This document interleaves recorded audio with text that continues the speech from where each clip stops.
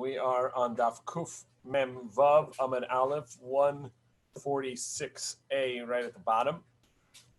Well, about 10 lines from the bottom. The Mishnah had said, as we saw last night, the Mishnah had said that a person can open a barrel by completely taking off its top or making a hole on the side. And as we said when we explained the Mishnah, that making a hole on the side makes the is essentially making an opening, and it could be counted as making a vessel. And so that's why we saw that there's a machlokas of whether you're allowed to make a hole on the side or not, or where the side is. Okay, so Amar Avuna machlokas lama'ala. This machlokas is if you're making a hole on the top of the barrel, that's where there's a machlokas whether it counts as an opening or not. But if you made a hole on the side of the barrel, and which can be used for a spigot and making an opening for it, so that's everybody will agree it's prohibited. And that's why it says you're not allowed to make a hole on the side. You can make a opening on the machlokas according to the chachamim, but you cannot make a hole on the side. But however, if Chista said machlokas min atzad, no, the machlokas between Rabbi Yehuda and Chachamim whether you can make a hole or not is on the side of the barrel, but on the top of the barrel, divrei hakol al gaba divrei hakol mutar. But on top, everybody says it's permitted. And the question again is, where are you making a hole, and where does it count as an opening that counts as improving or really making the vessel, defining the vessel?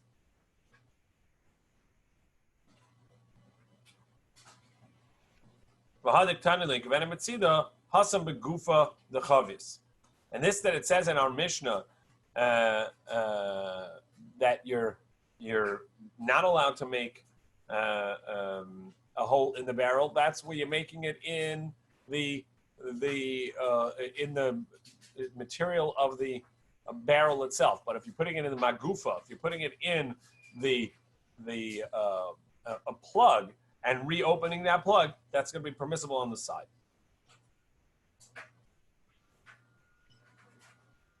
Taner Rabbanan, so the Brisa teaches you're not allowed to make a new hole in a barrel on Shabbos. However, if you're adding to an existing hole, you can do that. And those that say no, you're not allowed to add to a hole, that's like making a new hole, because when you add, when you're adding to it, you're completing the vessel. You're making it into a better vessel. V'shavin, however, everybody agrees, you can reopen an old hole, no problem. With the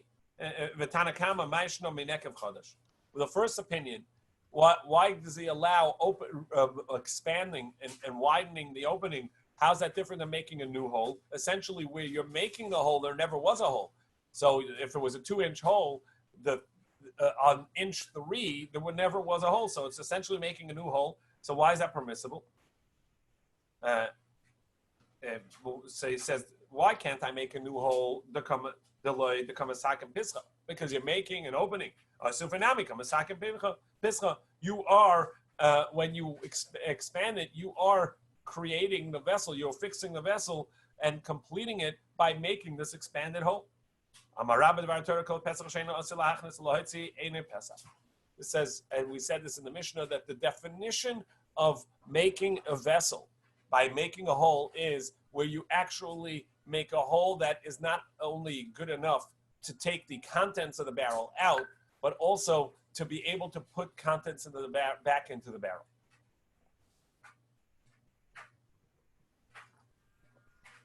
So it has to be an opening that goes both ways. And if it doesn't, and if you make an opening that is not going to open both ways, it will not be a Torah prohibition, because you have not made that doesn't count as construction or completing the vessel.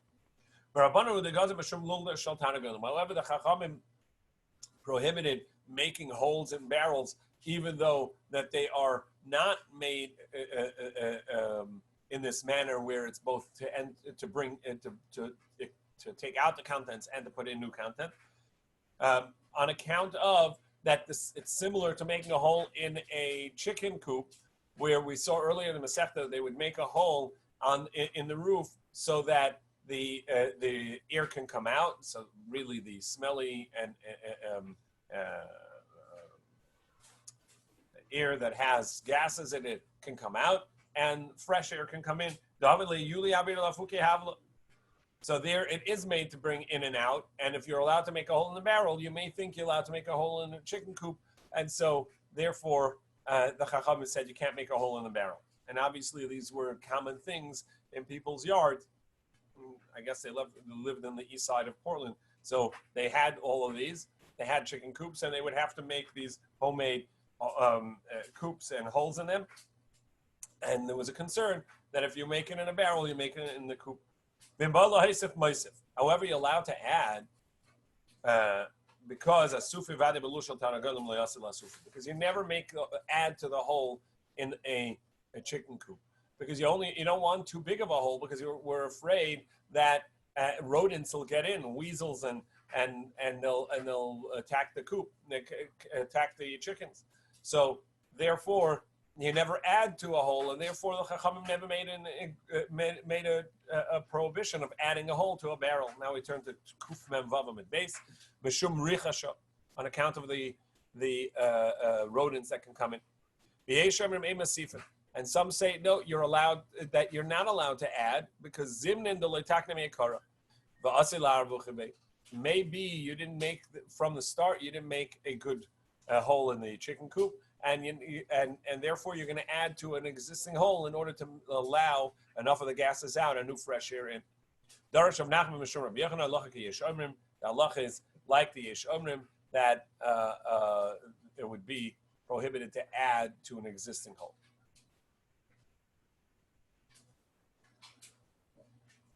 The Brisa further said, everybody agrees you're allowed to make a hole where the hole already was. This that says you're allowed to make a hole where the hole already was, that's only true where the hole was there to let some of the wine fermentation gases out, and to bring in fresh air to the wine. However, and then you sealed it up in order to maintain its gases and the fermentation in the barrel. So that seal is not a solid seal. It's sort of like a cork. But if it's actually put in order to, there's a hole where the spigot was, and so therefore there's a hole in the barrel, and it has to be strong enough to contain the contents of the barrel. So it's going to be prohibited. Now the Gemara says, okay, so where does it count? It's strong versus it's just a seal. Steve, you have a question? No. No, I'm not. What's the distinction? If the hole is above the liquid line within the barrel, above the wine, that means it's there to just contain the wine, the wine gases and fermentation, but it's not. It doesn't have to contain the pressure of the wine itself. But if it's below the liquid level, anywhere where there's wine in there, so there it has to be able to contain the pressure of the wine, and that would be considered that you're strengthening the barrel, and it would be prohibited to open that, because that's a proper seal and a proper hole, a proper barrel at this point. It's as if you're making the hole all new. And Rava, however, Rava says, some say it's Rabba, that it's actually even below the liquid level, it's still going to count as just containing the flavor. So where does it count as you're actually strengthening the barrel by resealing it, and therefore when you reopen it, it's like you're making a new opening? Where the hole was below the sediment. So really, all the way at the bottom of the barrel, that's where you made a hole for the spigot. Now, when you're going to put you sealed it, that counts as a proper seal because it has to contain not only some of the pressure of the liquid, but the entire barrel's contents liquid pressure has to be sealed there. So it has to contain. So that the sealant is a proper sealant, and if you remake that hole, that is going to count as making a hole from the start, which is prohibited. Amalei Abaye l'Rava or l'Rava. So Abaye said, "Tani the Messiah halacha." We have a brisa that concurs with you. The halacha is, if there are multiple houses within a courtyard, and the neighbors decide to put a fence and split the courtyard based on the neighbors. So let's say there are two houses, and each one of the houses has a doorway. So the halacha is you split the courtyard by 50%. Besides, for each doorway gets a 4 amma platform, a 4 amma, if you would, patio in front of the door. Sorry? A stoop. Well, it doesn't have to be a stoop, meaning it doesn't have to be higher than the ground. It's just that it gets an area that's just for the doorway. So it's like a patio. Right? I think a stoop would be something that's elevated from the ground. In any case, it gets its own space besides for the split. And the difference is if one of the houses has 2 doorways and one of the houses has 1, and it won't be split evenly because you only split after you give each doorway its 4 amos, which is about 6 feet. So the question is, if somebody had a doorway and they close up the doorway, they turn it into a room instead of an entrance, and they fill the doorway, and now the neighbors want to split the courtyard. And so he's arguing, well, I have a doorway there, it's just that I don't use it because I built a wall in it, but it's a doorway, and I want my 6 feet a patio in front of it. And the neighbors say, well, it's actually not a doorway anymore. So it'll depend. So bayis sasam, yesh ba arba amas. Even though you sealed it, it'll count as remaining a doorway unless paratzas patzima. If you took out the door frame. If you took out the door frame, then it counts as a wall because it's properly sealed. But if you just sealed up the doorway, but the door frame remains, so then you do have the 4 amos. But if you took out the door frame, ein lo daled amos, you don't have the 4 amos. Similarly, by isasamen matame kol savivov, paratzas betzima matame kol savivov. Similarly, in regards to a tummy person in a house, where if there's a doorway, we say that the tumah goes out that doorway because that's where we're going to bring the tummy person out of. But if the doorway had been sealed up, so then we know it doesn't count as a release of the tumah, and then it counts as essentially it's a full enclosure of the tumah, sort of like a grave, and anything around it is going to be tummy like in a grave. So similarly, we're going to say if the door is sealed, but the door frame is still there, it counts as a doorway. Otherwise, it does not count as a doorway. Gufta.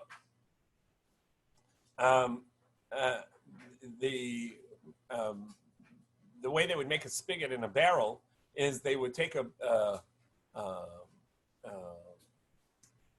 reed that has a hole in it, and they would fit it to the size of the hole of the barrel, and they'd stick it in, and basically there was a long pipe coming out of the barrel, and that would be sort of like a spout for the wine coming out. So Rav said you're not allowed to put that into the barrel. The Shmuel Shari, And Shmuel says you are allowed to put it in the barrel. And the Gemara explains.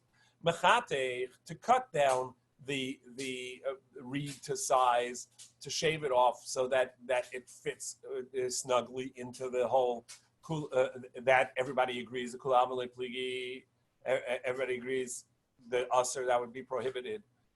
Aduri, if it was already in there and you took it out, now you would just want to put it back in. Everybody agrees that that's going to be permissible because it's made to come in and out, and it just came out, so you put it back in. Keep pligi. So then, where is the machlokes? The chaticha, it's already cut to size. V'lei metakna, but it's never been put in. So you don't know whether it's going to fit snugly or not, and whether it's correct. The one who says you can't put it in is, which is Rab, says that you're not allowed to do that because we're afraid that you're going to come to fix it properly, and if it doesn't fit snugly, you're gonna trim it and shave it in order to that it fits. Maman the Shari and Shmuel says you're allowed to. He says we're not concerned that you're going to fix it. It's already made for this, so you could just stick it in and it's fine. Katanoi, and this is based on machlokas that we see in a brisa.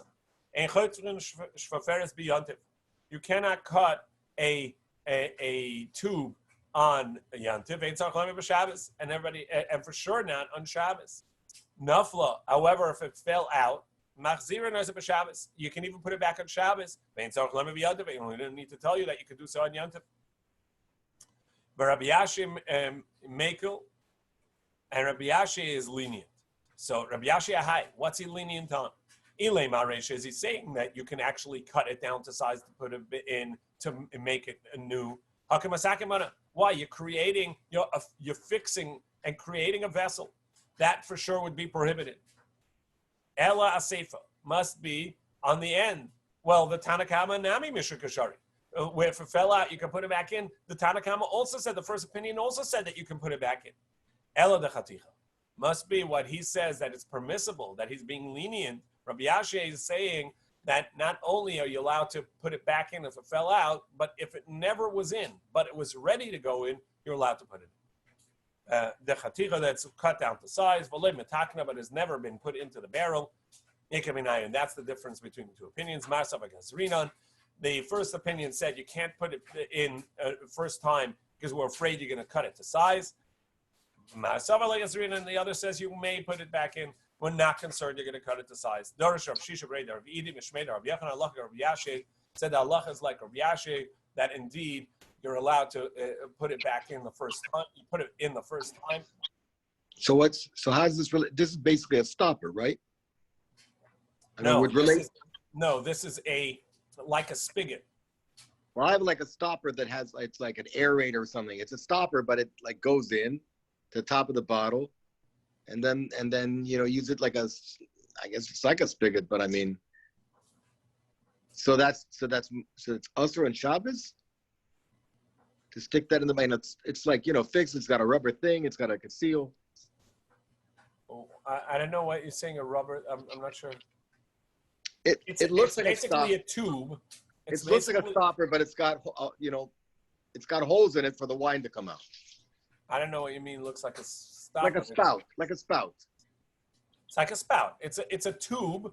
It's a reed tube that's stuck into the barrel, and it has to be pretty tight.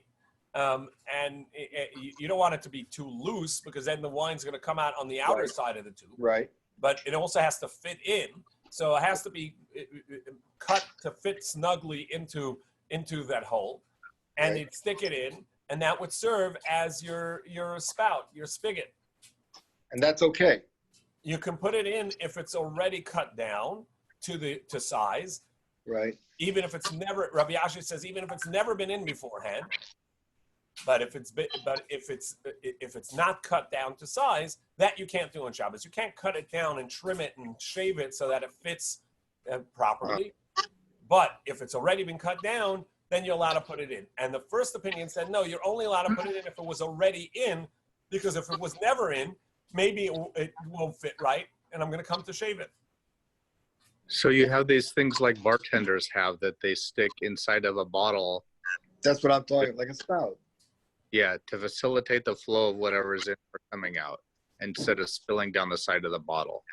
Yeah. Is that the same? Well, that's going to be different because those are never fit to size, right? Those are one size fits all. It just has like a rubber that will seal it as you put it in. So that's going to be permissible in any case, right? Okay. That's like the pre-cut ones over here that you're allowed to put in. The question was one that needs to be cut down to size, and we're afraid that when you try and stick it in, you're going to realize it doesn't fit, and you're going to shave a little corner so that it fits in well. That's the machlokes, and even there we say it's permissible.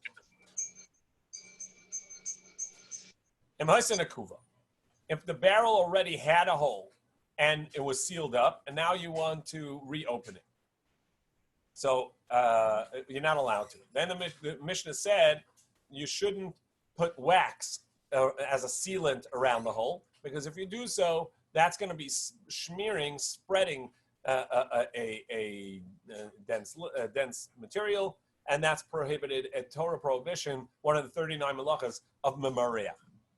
So mishcha, what about if it's a thick oil as opposed to wax?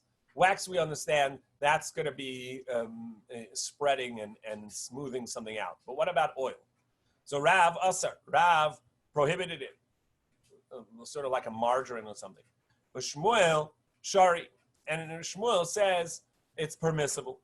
And the one, even Rav, who says it's prohibited, it's not a Torah prohibition, because this is not a proper smoothing out, because it's going to disintegrate. And it's not dense enough to maintain its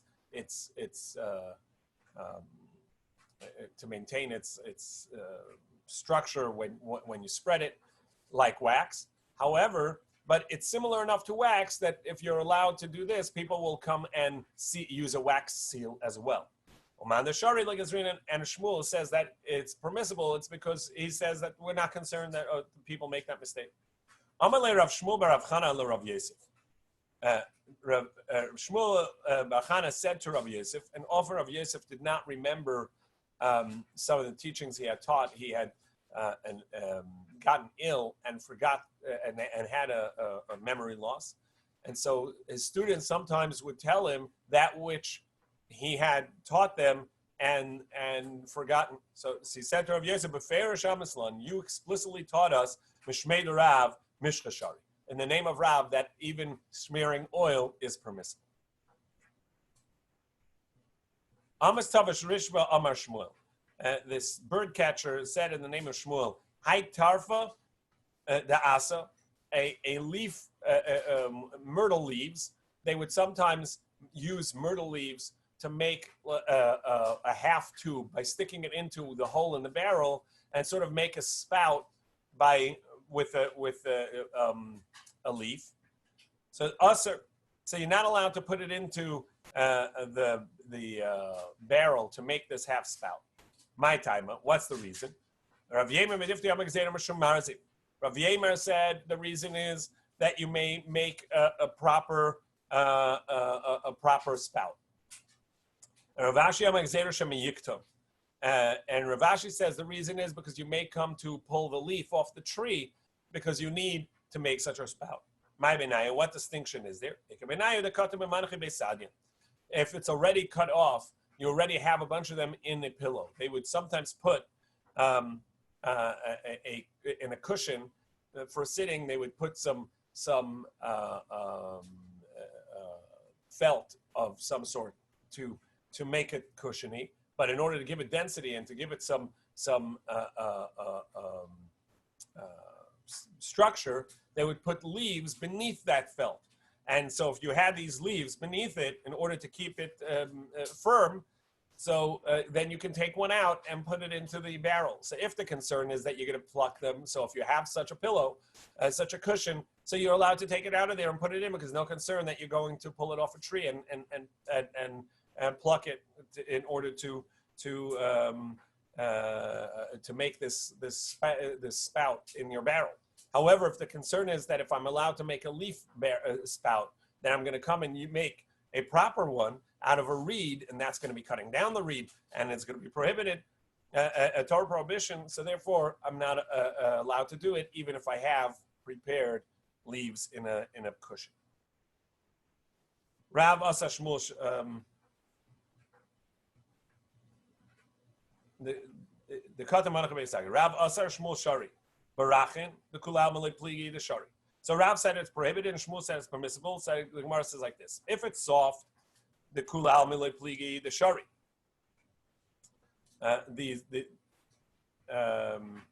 If you had these leaves in the pillow, so Rav says it's permissible, and it's prohibited, and Shmuel says it's permissible. If they're soft, the Kollel Malay Pligi, the Aser, everybody says that everybody agrees that it's permissible, and if it's hard, everybody agrees that they are prohibited.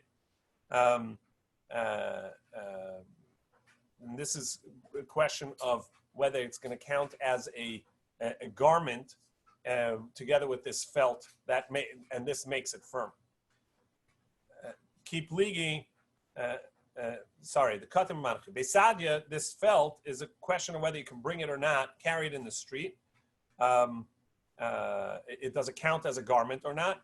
So Rav says if it's soft, everybody agrees that it counts as a garment. If it's hard, everybody agrees that it doesn't count as a garment. So where's the machlok? It's kipligi b'mitzi. It's somewhere in between, and it's a question of whether or not this counts as enough of a garment that you're allowed to carry it. So manda asa mechzi kamasu. One that prohibits says that it looks like you're carrying it. Manda shari lemechzi kamasu. One that says that it's not is it says that it looks like you're carrying. So Gemara says, actually, we say that Rav prohibited it. It's not true. That was on account of a story that people deduced that from something that happened, but there was a different reason. It's not because he held that it was prohibited, but because of something else. It was just seen from another story. The Rav, lahu asra. Rav came to visit a certain place, and he had some students that came along, and these students were Talmidei Chachamim of their own right, and so he considered them colleagues. And when they came, they brought this cushion for him to sit on. The Lehavale Ravcha, there was no place for him to sit. So Nafik Yasef a Carmelis, and he went out and he sat in a Carmelis in a public space that was not a Rishus Harabim, a halachic, a Doraisa level public space, but a rabbinic prohibition to carry there. And isolate sat Beisadi, and they brought him such a cushion that was comfortable, and it could be worn as a felt, and so it was a garment. And Le Yosef, but he wouldn't sit on it. So man the chazah savad mishum de Beisadi Yosef. And the one who wouldn't sit on it thought that the reason that he wasn't going to sit on it was because this felt as a garment doesn't count as a garment, and he considered it having been brought by a prohibition of carrying in a rabbinic public domain, and so he wouldn't sit on it. But that wasn't the reason that he didn't sit on it. And actually, he holds that it does count as a garment. You're allowed to wear it as something, and then put it down to sit on. The Rab Achruzi Machriz Beisad Yashari. And how do we know that that's not the reason? Because he actually announced that it's permissible to carry and wear it. And the reason was that there was only one brought, and there were other teachers there, even though that they were his students, but they were Talmidei Chachamim and teachers, and so he considered them colleagues. Omaninu Rav Kahana Ravasi. Rav Kahana Ravasi, the students of Rav, but nevertheless he considered them colleagues because of their stature, and he wouldn't sit if there wasn't a seat for them as well.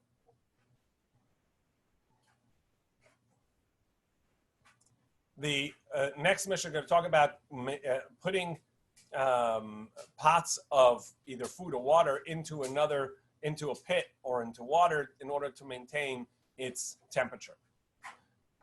We put a tavshil, you can put a cooked food into a pit in order to maintain its maintain its temperature and so that it can stay fresh. And this is a pit that does not have water in it.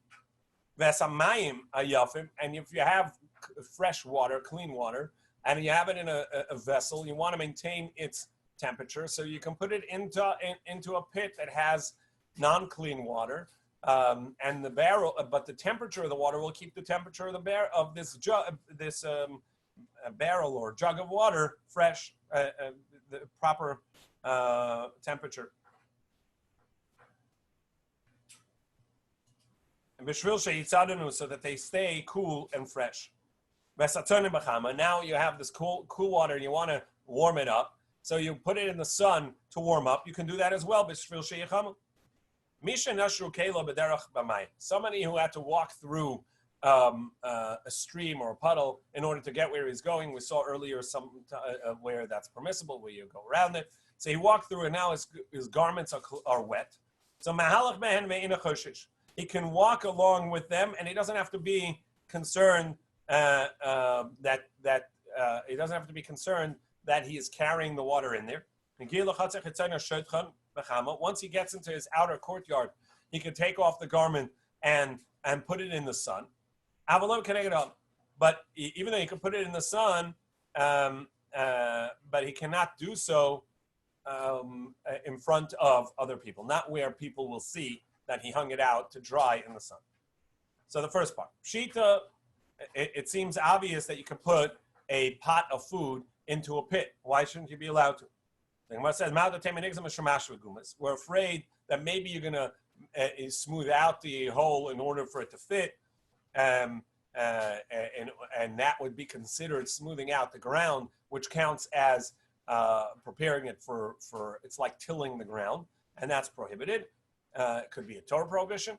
Therefore, it says that you're allowed to do it. We're not concerned that you're going to do that. You can also put the fresh water in a jug, in a barrel, into the murky water to maintain its temperature. Pshita, sefer tzricha. No, we need it for the next part. Of course, you can put it into, there's nothing wrong with putting a barrel into the water. The idea is that when you take it out and you want to set it in front of the sun so that it warm up, that's the idea. That also seems obvious. What would be the problem there? Perhaps if I let you put it in the sun, you'll go and put it into coals. And if you put it in the coals, obviously that's cooking the water. Kamashmala, we're not concerned about that. You're going to put it into the sun, and that's fine, but we're not concerned you're going to put it into coals. Mishanashru, if his clothing got wet, so he can walk through the streets, but he can't hang it to dry in front of people. Anytime something's prohibited on account of marasayin, it looks like you're doing something prohibited, and the Chachamim therefore prohibited you from doing it, not because in essence you're doing something wrong, but marasayin, to the eye, it looks like you're doing. That's the simplest interpretation of what you're doing, is you're doing something wrong, and therefore it's prohibited. It'll be prohibited even in a room inside a room. Since and I may have thought, well, nobody's watching, so it should be permissible. It's prohibited in any case. And the reason is because you never know who's going to see it, and if we make it subjective to each person deciding whether it's visible to others or not, essentially it's going to come to a marasayin. So therefore, even if it's prohibited because of marasayin, it's prohibited even in a room inside a room. So Gemara says, wait, Tanan, we learned in our Mishnah, you could take it off and you can set it to dry in the sun, but not in front of people. That seems that it's prohibited because what it's going to look like, and therefore you can't put it in front of other people. But if nobody's watching, where other people can't see it, you're allowed to do it. So that actually is a machlokas tanoim. The Tanaim we learned, you can put it in the sun, but not in front of where people can see it. Rabbi Shimon and Rabbi Shimon both say that you can't even put it in the sun, even if nobody can see it. And that would concur with this idea that if something is usher because of marasa'ayin, then even mechadre chadarim, even a room inside a room, would be prohibited. Amar Rav Huna, so Rav Huna said, and we're now on Kuf Mem Zayin Amid Aleph, Amenair talisa b'Shabbos, somebody who shakes out his garment on Shabbos. Rashi says that it has dust on it, and you're shaking off the dust, and that would be considered a form of cleaning the garment. Tues says no, that can't be, as Rashi really said earlier already, that just a dry dusting off is not going to be a Torah prohibition. And that's why you can scrape it off from the inside, not the outside. We saw that a few days ago. So rather, we're talking about that it's moist, and that's the connection to our Gemara here, that the garment is wet and got dust on it, and you're shaking off the sort of mud that's on it that's wet, and that counts as a form of cleaning. Or as Tessa says, it just has moisture on it, and you're shaking it off, and that's a form of cleaning. So by essentially you're squeezing it out, but you're not squeezing, you're shaking it out and getting the liquid off, and that is a form of cleaning it, which is going to be prohibited. Brush it off. It's like like there's these little flake, these little flecks to come off the trees or something. And that's why you could brush it off, though. That's correct. That you can brush off, no problem. This is something that's really more enmeshed in the material itself, sort of like dust. So that's only true. This is only in a new garment. But an old garment, there's no concern because you're not going to be that careful. And it's also only true with a darker color, where the dust ruins it, and you're very, very careful, and so you want to clean it off because that counts as a form of cleaning. But if it's white or red, there's no concern. Again, these are this is the type of garments that they would be careful in with such a stain or such a moisture on it. And it has to be that it's something that he would not wear as is, and he's careful to take it off. But if he's not, but if he'd wear it as is, so then we're not concerned that that it counts as cleansing it, and there would not be a Torah prohibition here because he would wear it as is. So the shaking it does not count as a proper cleansing. Ula ikla pumpadisa. We've seen Ula would travel from Eretz Yisrael to Bavel and back, and see once came to Pumpadisa. Chazar Rabbanan lekamanapzi glimayu. He saw that they were brushing their garments. The Chachamim over here, these are scholars and learned people, and they're breaking Shabbos. These were darker garments, and so he felt that it would be Chil Shabbos. So Rav Yehuda said, "Nefutzile ba'ape," to essentially to brush it off, blow it off. To just brush it off, we don't care about the dust, and so therefore there's no prohibition for us to clean it like this. Abaye was in front of Rabbi Yosef. He was a student. Amalei havli kumtai. Give me my hat.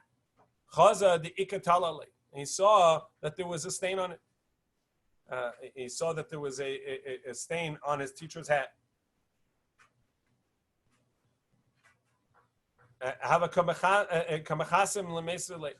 So he was holding back from giving it to him. Amalei nefot shadi. He says, "Go ahead, blow it off, brush it off. I don't care because because we're not careful with these things. We don't care whether it has this stain on it, and therefore you can this item on it, and so therefore you can brush it off."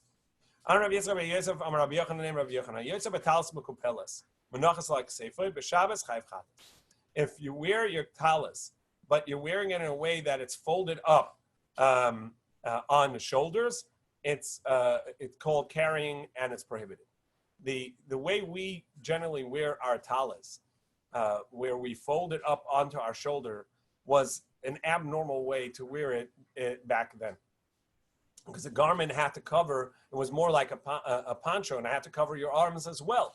It was not typical to fold it onto the shoulder, and therefore, if somebody wore it folded on the shoulder, even though they covered his head and the torso, but since the ends was folded on the shoulder on the shoulders, it was an abnormal way of wearing it, and so that part folded over on the shoulder would count as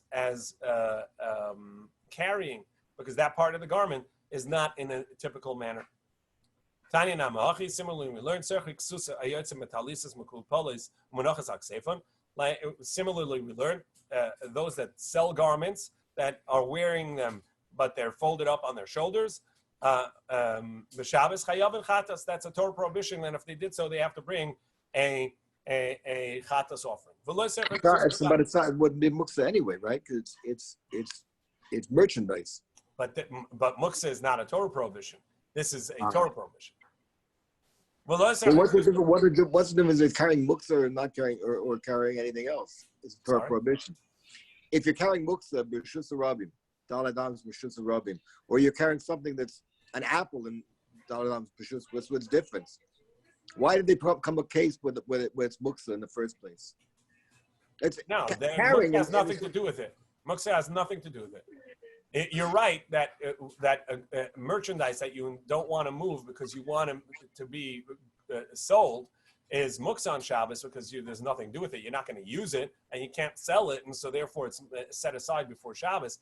But that's not the point here. The point is that if it's not worn in the typical way, you folded it up in an abnormal way, that part that's folded up is carrying, even though that it's a part of the garment that you're wearing. But since it's folded up in an abnormal way, it counts as carrying.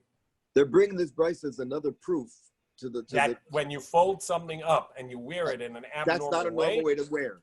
That's not, even though it's a garment, the fact that you put a jacket or you tie it around your waist, that's not, I mean, maybe that you're going to say that that's okay, but that's not the normal way to wear a jacket or a coat or a sweater.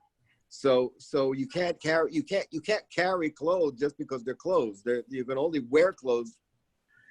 Right, and the finish over here is that even if you're wearing it in part, but other part of it you're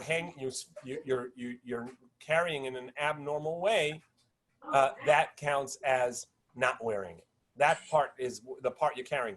So you have a long trench coat, and you're outside of an eruv, so you want to carry it, but you can't.